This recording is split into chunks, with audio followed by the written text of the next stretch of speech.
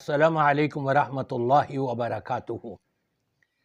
تمام تعریفیں رب تبارک و تعالیٰ کے لیے، درود و سلام پیارے نبی محمد الرسول اللہ صلی اللہ علیہ وسلم کی ذات اقدس کے لیے۔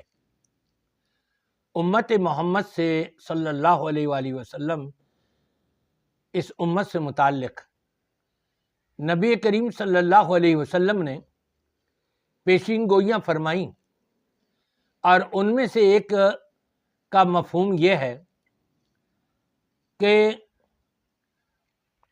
یہ لوگ مغلوب ہو جائیں گے، یعنی کمزور ہو جائیں گے۔ ان کا چرچا، ان کا بول بالا، ان کی رفعتیں وہ گویا کہ ختم ہوئی ہوئی ہوں گی۔ پوچھا گیا کہ ان کی قوت اتنی کمزور ہو جائے گی، کیا یہ کم تعداد میں ہوں گے؟ فرمایا نہیں، تعداد تو بہت زیادہ ہوگی، لیکن ان کی حیثیت ایسے ہوگی جیسے سیلاب میں یا سمندر کے اوپر یا دریا میں یہ کچرا جو بہتا ہوا نظر آتا ہے، وہ گویا کہ کیفیت ہوگی ان کی۔ پوچھا گیا کہ جی تعداد کم ہوگی؟ کہا نہیں، تعداد تو بہت زیادہ ہوگی۔ پھر کیا وجہ؟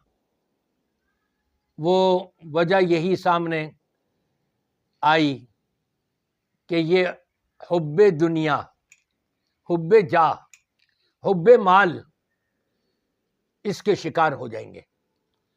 آج جتنے بھی اسلامی ممالک ہیں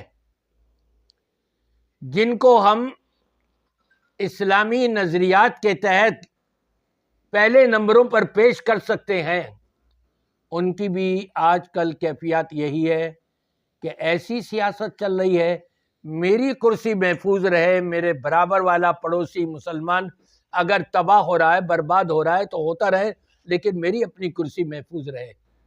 لیکن ان کو یہ نہیں معلوم، اسرائیل نے پہلے غزہ پر حملہ کیا، فلسطینیوں پر حملہ کیا، وہاں کی تباہی کے بعد اب قطر کے اوپر حملہ آور ہو گیا ہے، اور اسلامی ممالک والے اکثریت اب بھی خاموش بیٹھے ہوئے ہیں۔ منصوبہ کیا ہے؟ ذرا اندازہ لگائیے، قطر کی سرحدیں کہاں کہاں، کس کس اسلامی ملک سے ملتی ہیں؟ ان اسلامی ملکوں کی سرحدیں کہاں کہاں اور کس اسلامی ملک سے ملتی ہیں؟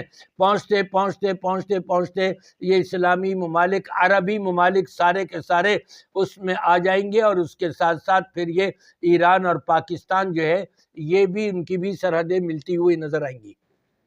منصوبہ کیا ہے ان کا؟ منصوبہ یہ ہے کہ ایک ایک کر کے اسلامی ممالک کو ختم کرو۔ نبی پاک صلی اللہ علیہ وسلم نے فرما دیا تھا، الکفر ملت واحدہ، یہ کافر جتنے بھی ہیں، یہ روس ہو، چین ہو، امریکہ ہو، یورپ جتنا بھی ہے، سارا کا سارا یہ مسلمانوں کے خلاف ہے۔ بظاہر آپ کو بعض ممالک بڑے دوست نظر آئیں گے، لیکن یہ جب وقت پڑتا ہے، پھر وہ وقت بتاتا ہے کہ کون دوست ہے اور کون دشمن ہے۔ اس کو سمجھنا ہے، ایمان والی بصیرت کی نظر سے اس پر غور و فکر کرنا ہے، ورنہ ان کا یہ منصوبہ ہے، یورپ کا سب کا یہ منصوبہ ہے کہ ایک ایک کر کے اسلامی ممالک پر حملہ کرتے چلے جاؤ، اور ان کو مختلف طریقوں سے دیگر مسلم ممالک کو اپنے قبضے میں رکھو، تاکہ یہ تمہارے مقابلے پر اس کے حق میں آواز نہ اٹھائیں، یا اگر آواز اٹھائیں تو صرف آواز کی حد تک ہوں، کوئی حرکت نہ دکھائیں۔ یہ سارا منصوبہ چل رہا ہے۔ اگر آج بھی مسلمان ہوش کے ناخن نہیں لیے، بالخصوص اسلامی ممالک کے حکمران، سب سے پہلا نمبر ان کا آتا ہے کہ یہ سب مل کر کے اپنی فوج بنائیں، اور جو بھی غیر مسلم کسی ایک ملک پر حملہ کرے، یہ سارے اسلامی ممالک کی فوج جو ہے اس کا مقابلہ کرے، وہاں اپنے اپنے ملکوں سے ان کے سفیروں کو خیر بات کہہ دیں، تجارتی کاروبار ختم کر دیں، اور دیکھیں پھر یہ کیسے گھٹنے ٹیکنے پر تیار ہوتے ہیں۔ لیکن یہ کرے کون؟ جس کے دل میں حب جاہ اور حب مال نہ ہو وہ کر سکتے ہیں۔ یہ تو ہمیں اسلامی ممالک کے حکمران جتنے بھی ہیں سب کے سب اس میں ڈوبے ہوئے نظر آ رہے ہیں، حب جاہ اور حب مال کے اندر، اسی میں مست ہیں، اسی میں عیاشیاں کر رہے ہیں، اسی کے اندر اسلام کی اور دین کی بربادی ہوتے ہوئے دیکھ کر کے خاموش بیٹھے ہوئے ہیں۔ آج بھی وقت ہے، اگر یہ تمام اسلامی ممالک کے سربراہان ہوش کے ناخن لے لیں، اور یہ کب لیں گے؟ نیپال میں آپ نے دیکھا کہ کیا ہوا؟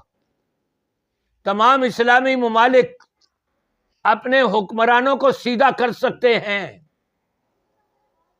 کس طور پر؟ جو بھی غلط بات ہو رہی ہو اس کا حکمت عملی کے ساتھ مقابلہ کریں، ڈٹ جائیں کہ یہ نہیں ہونے دیں گے ہم اپنے ملک میں۔ اور کسی اسلامی ملک کے اوپر حملہ ہو رہا ہے تو زور دیں وہاں مکمل طور پہ، ساری رعیت مل کر کے۔ کل ہمارے اوپر بھی حملہ ہو سکتا ہے، لہذا ہماری حکومت کو چاہیے ان کا مکمل طور پر ساتھ دے۔ پھر تو کوئی صورت بن سکتی ہے، ورنہ پھر تباہی اور بربادی یہ ان کا مقدر بن جائے گی۔